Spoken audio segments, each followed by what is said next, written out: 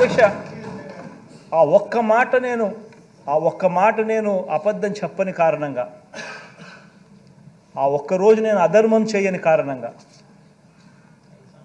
1%తో 5 సంవత్సరాలు నేను ప్రతిపక్షంలో కూర్చోవాల్సి వచ్చింది అధ్యక్ష. ఇది రియాలిటీ అధ్యక్ష.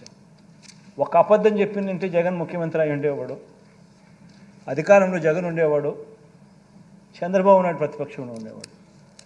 జగన్ ఒక అబద్ధం చెప్పలా, చేయలేనని చెప్పాడు, మాట మీద తాను నిలబడతాడు అన్న ఒకే ఒక్క అంశం మీద జగన్ అబద్ధం చెప్పలా, 5 సంవత్సరాలు ప్రతిపక్షంలో కూర్చున్నాను.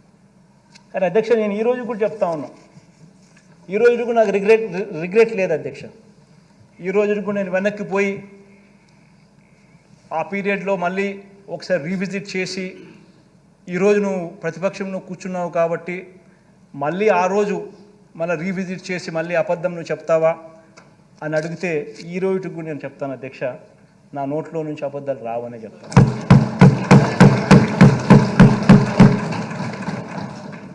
అధ్యక్ష ఇది చాలా ఇంపార్టెంట్ అధ్యక్ష. ఎందుకనంటే నేను ఆ రోజు బహుశా నేను చేసిన ఆ పని వల్ల నేను అధికారంలోకి బహుశా రాకపోయి ఉండొచ్చు అధ్యక్ష. కానీ అధ్యక్ష అధికారంలోకి నేను రాలేకపోయిన అధ్యక్ష, ప్రజల్లో విశ్వసనీయత అన్న అంశం ఏమిటి, విశ్వసనీయత అన్న పదానికి అర్థం మాత్రం జగనే విశ్వసనీయతకు అర్థం అని చెప్పి మాత్రం ప్రజలకు నన్ను నమ్మినారు అధ్యక్ష. ఈరోజు నేను గర్వంగా కూడా చెప్తా ఉన్నా అధ్యక్ష, 2014, 2019 నుంచి 23 ఈ 5 సంవత్సరాలలో చెప్పిన మేనిఫెస్టో ఏదైతే రిలీజ్ చేసినామో అందులో 99% హామీలను చిత్తశుద్ధిగా మేనిఫెస్టోను ఒక బైబిల్గా భావించి, ఒక ఖురాన్గా భావించి, ఒక భగవద్గీతగా భావించి నిబద్ధతతో 99% హామీలను అమలు చేసి, ఆ చేసిన హామీలను ఆ మేనిఫెస్టోను ప్రతి ఇంటికి కూడా తీసుకొని వెళ్ళి చూపించి, ప్రజల చేతనే మార్కులు ఇచ్చి, ప్రజలే శభాషను అనిపించే విధంగా ప్రతి ఎమ్మెల్యేను గడప గడప కూడా తిప్పుతా ఉన్న ప్రభుత్వం కూడా మనదే అని చెప్పి కూడా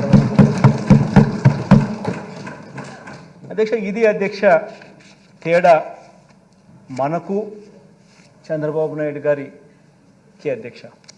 అప్పట్లో చంద్రబాబు నాయుడు గారు అధ్యక్ష 87,612 కోట్ల రూపాయల రుణాలు మాఫీ చేస్తానని చెప్పి రైతులను మోసం చేయడం, బ్యాంకుల్లో పెట్టిన బంగారం ఇప్పిస్తానని చెప్పి రైతులను మోసం చేయడం, 14,205 కోట్ల రూపాయలు పొదుపు సంఘాల రుణాలు మాఫీ చేస్తానని చెప్పి అక్క చెల్లెమ్మలను మోసం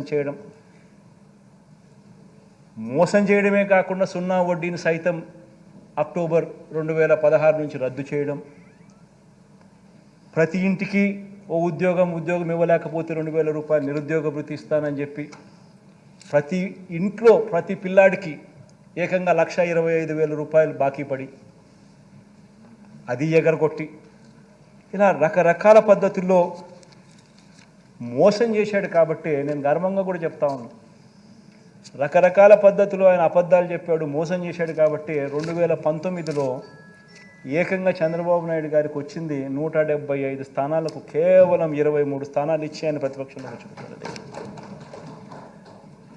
మాట మీద నిలబడ్డాం, నిజాయితీగా చేసి 151 స్థానాలతో మనల్ని గెలిపించిన ప్రజలు,